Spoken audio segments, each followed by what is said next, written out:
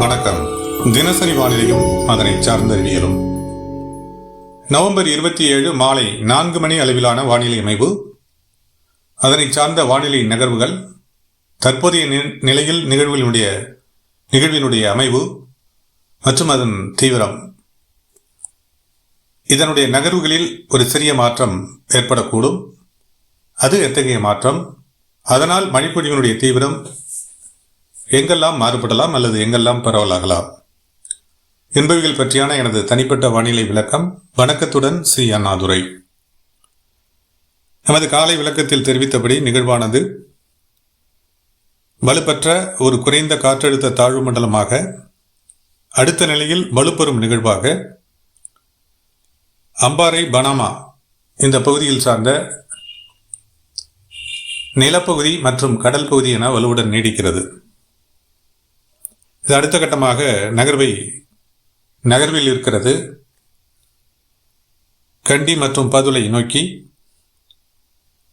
இதனுடைய நகர்வுகள் அடுத்த நிலையில் அமைந்திருக்கிறது. இந்த நிலையில் மேலும் ஒரு நிகழ்வு ஒன்று ஏற்பட்டிருக்கிறது. சுமத்ரா தீவு அருகே, அதாவது சிங்கப்பூர், மலேசியா இந்த பகுதியில் சார்ந்த இந்திய பெருங்கடல் பகுதியில், அதாவது தென்கிழக்கு இந்திய பெருங்கடல் பகுதியில் ஒரு நிலநடுக்கம் ஏற்பட்டிருக்கிறது. 6.2 என்று ரெக்டர் அளவுகோலில் பதிவாகி இருக்கிறது. இலங்கைக்கு சுனாமி எச்சரிக்கையும் விடுக்கப்பட்டிருக்கிறது. இந்த நிலநடுக்கம் அதனால் ஏற்படக்கூடிய அலை, அது சுனாமியாக இருக்கட்டும் இல்லை சாதாரண அலையாக இருந்தாலும், அது வெப்ப நீரோட்டங்கள் மீது தாக்கத்தை ஏற்படுத்தலாம். அவ்வாறான தாக்கம் வானிலையில் அல்லது கடல் சார்ந்த வளிமண்டலத்தில் மாற்றங்களை ஏற்படுத்துமா என்றால் ஏற்படுத்தும். எத்தகைய மாற்றங்கள் ஏற்படுத்தும்? கடல் மேற்பரப்பு வெப்பநிலையில் மாற்றங்கள் ஏற்படுத்தும். அதனால் புதிய நிகழ்வுகள் உருவாவதில் மாற்றங்கள் ஏற்படலாம். ஏற்கனவே வளிமண்டலம் வெப்பமடைந்து சூடாகி மேலெழுந்து ஏற்பட்ட வெற்றிடம் சார்ந்து ஏற்பட்டிருக்கக்கூடிய இந்த சுழற்சி வலுவடைந்த சுழற்சியாக வளிமண்டலத்தில் நீடிக்கிறது. அதில் மாற்றங்கள் ஏற்படுவதற்கு வாய்ப்புகள் இல்லை. எனவே அடுத்த கட்ட நகர்வில் இது ஆழ்ந்த குறைந்த காற்றழுத்த தாழ்வு மண்டலமாக வடக்கு நோக்கி நகர்கிறது. நமது காலை விளக்கத்தில் தெரிவித்தபடி இதனுடைய நகர்வுகள் அமைந்து 28ஆம் தேதி மட்டக்களப்பு இந்த பகுதியில் சார்ந்து அமைந்து, அதுக்கு அடுத்த நிலையில் 28ஆம் தேதி இரவு வாக்கில் இது திரிகோணமலை அடைந்து 29ஆம் தேதி முல்லைத்தீவு, கிளிநொச்சி, யாழ்ப்பாணம் என நீட்சியடைந்து இறுதிக்கட்டமாக பாக்சலசந்தி, கோடியக்கரை இந்த பகுதியில் வரை 29ஆம் தேதி மாலை வரை இதனுடைய நகர்வுகள் நீடிக்கக்கூடும். இதில் ஒரு சிறிய மாற்றம் என்னன்னா, இந்த நிகழ்வு யாழ்ப்பாணத்தை எட்டியவுடன் சற்றே பாக்சலசந்தியில் உள்நுழைய வாய்ப்புகள் ஏற்பட்டிருக்கின்றன தற்போதைய நிலையில். அவ்வாறான நிலையில்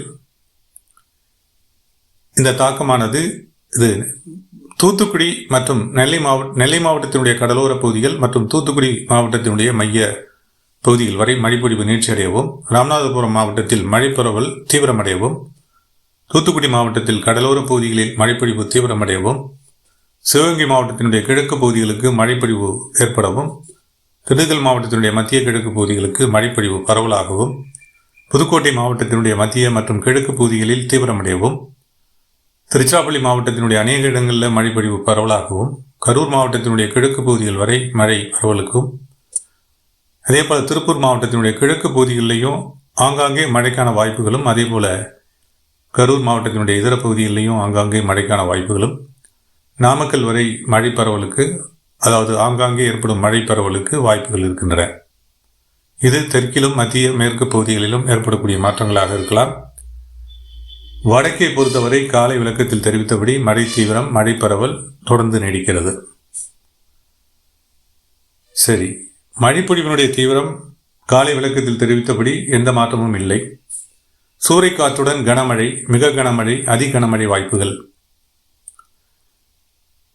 எங்கெல்லாம் என பார்க்கும்போது, புதுக்கோட்டை மாவட்டத்தினுடைய கடலோர பகுதிகள், தஞ்சை மாவட்டத்தினுடைய கடலோர பகுதிகள், தெற்கு கடலோர பகுதிகள், திருவாரூர் நாகப்பட்டினம் மாவட்டத்தினுடைய திருவாரூர் மாவட்டத்தினுடைய தெற்கு கடலோர பகுதிகள் மற்றும் மைய பகுதிகள், நாகப்பட்டினம் மாவட்டத்தினுடைய அநேக இடங்கள், மயிலாடுதுறை மாவட்டத்தினுடைய அநேக இடங்கள், இதேபோல காரைக்கால் பாண்டிச்சேரி பகுதிகள், கடலூர் மாவட்டத்தினுடைய அநேக பகுதிகள், இங்கெல்லாம் சூறைக்காற்றுடன் மழைப்பொழிவிற்கான வாய்ப்புகள் இருக்கின்றன.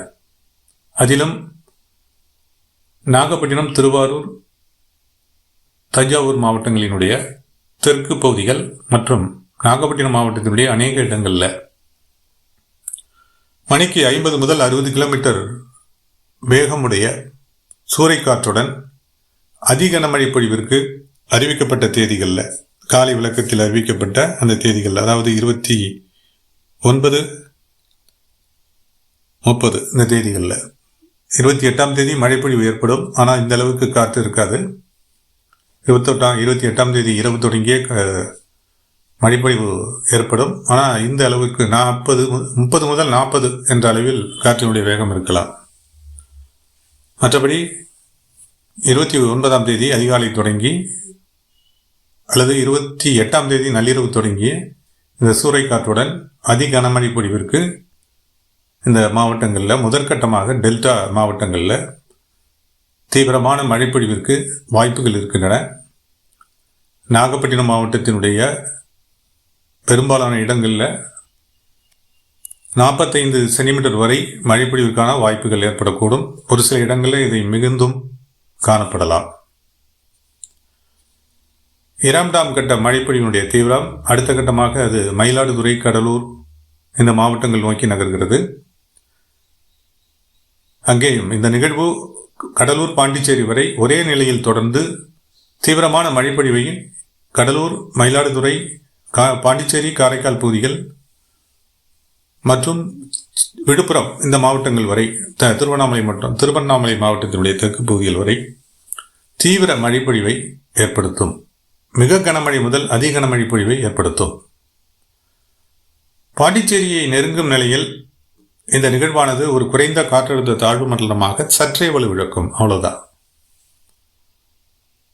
அதே நிலையில் தான் குறைந்த காற்றழுத்த தாழ்வு மண்டலமாகவே அடுத்த நிலையில் நகரும். சென்னை, திருவள்ளூர் வரை இது நகர்வதற்கான வாய்ப்புகள், அல்லது பாண்டிச்சேரிக்கும் சென்னைக்கும் இடையே நிலப்பகுதியில் உள்நுழைவதற்கான வாய்ப்புகளும் இருக்கின்றன. இந்த நிலையில் நாம் காலை விளக்கத்தில் எதிர்பார்த்தபடி வடக்கு மாவட்டங்கள், வடக்கு உள் மாவட்டங்கள், கள்ளக்குறிச்சி, திருவண்ணாமலை, வேலூர், திருப்பத்தூர், ராணிப்பேட்டை, காஞ்சிபுரம், தருமபுரி, கிருஷ்ணகிரி வரை மழை பரவலாகவும், சேலம், பெரம்பலூர், திருச்சிராப்பள்ளி இந்த மாவட்டங்களுக்கும் மழை பரவலாகவும் வாய்ப்புகள் இருக்கின்றன. இதுதான் தற்போதைய நிலையில் இந்த நிகழ்வு பற்றியான ஒரு சிறிய மாற்றத்துடனான விளக்கமாகும். மழை தீவிரம் மாற்றத்திற்கு உள்ளாகவில்லை. மழை தீவிரம் நீடிக்கிறது. அதுவும் டெல்டா மாவட்டங்களுக்கு முதல் கட்ட எச்சரிக்கை காற்றுடன், சூறைக்காற்றுடன் மிக கனமழை, கனமழை வாய்ப்புகள் இருக்கின்றன. வானிலை என்பது மாற்றங்களுக்கு உள்ளானது. தொடர்ந்து கண்காணிப்போம். தொடர்ந்து வானிலையில் ஏற்படும் மாற்றங்களுடன் மற்றும் ஒரு விளக்கத்துடன் மீண்டும் இணைகிறேன். இணைப்பில் நீடித்த அனைவருக்கும் நன்றி.